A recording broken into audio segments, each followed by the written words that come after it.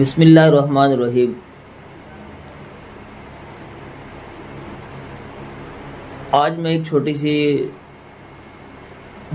سی بات لیکن بہت بڑی بات ہے، وہ جھوٹ۔ میں جھوٹ کے اوپر ہی آپ سے بات چیت کر رہا ہوں کہ دیکھو، مومن جو ہوتا ہے وہ ہر کام کر سکتا ہے۔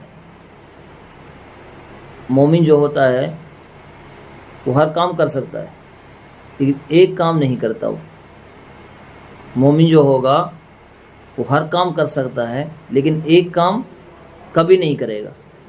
اسی ایک کام جس کو نہیں کرے گا، اسی کو میں بتا رہا ہوں۔ وہ کام ہے کہ وہ کبھی جھوٹ نہیں بولے گا۔ مومن ہر کام کر سکتا ہے، لیکن ایک کام کبھی نہیں کرے گا زندگی میں۔ وہ کام کیا ہے؟ مومن کبھی جھوٹ نہیں بول سکتا۔ جھوٹ بہت بری چیز ہے۔ جھوٹ ناپاکی ہے، جھوٹ گندگی ہے۔ تمہیں اس کی گندگی اور ناپاکی کا پتہ نہیں چلتا، فرشتوں کو اس کا پتہ چلتا ہے۔ ان کو جھوٹ میں اتنی بدبو آتی ہے کہ رحمت کے فرشتے تو اس کے پاس بھی نہیں آتے، میلوں دور چلے جاتے ہیں۔ جھوٹے آدمی کے چہرے سے معلوم ہو جاتا ہے کہ یہ برا آدمی ہے۔ لوگ اس کی عزت نہیں کرتے، اس کا اعتبار نہیں کرتے، اس کو ذلیل سمجھتے ہیں، اس کو کمینہ کہتے ہیں۔ کبھی ایسا ہوتا ہے کہ صرف اس لیے جھوٹ بولتے ہیں کہ لوگ ہنسیں گے، مذاق رہے گا۔ رسول اللہ صلی اللہ علیہ وسلم نے ایسے شخص کے لیے بد دعا فرمائی،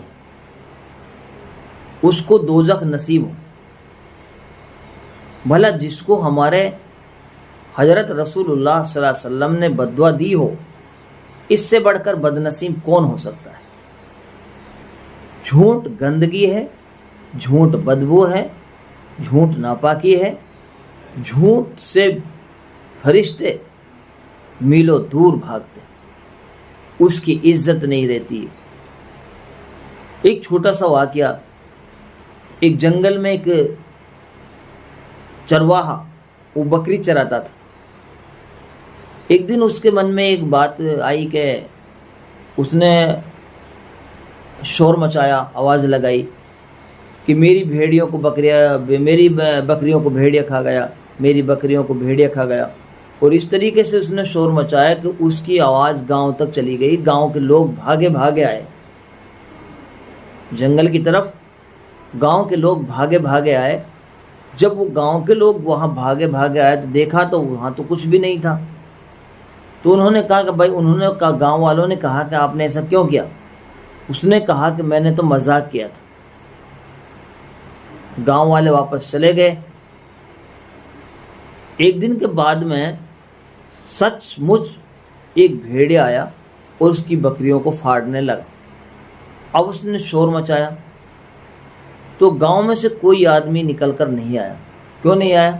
اس لیے نہیں آیا کہ انہوں نے سوچا کہ یہ جھوٹ بول رہا ہے۔ اس وقت پہلے بھی اس نے جھوٹ بولا تھا، اب بھی یہ جھوٹ بول رہا ہے، اس لیے اب گاؤں والے کوئی گھر سے نکل کر نہیں آئے۔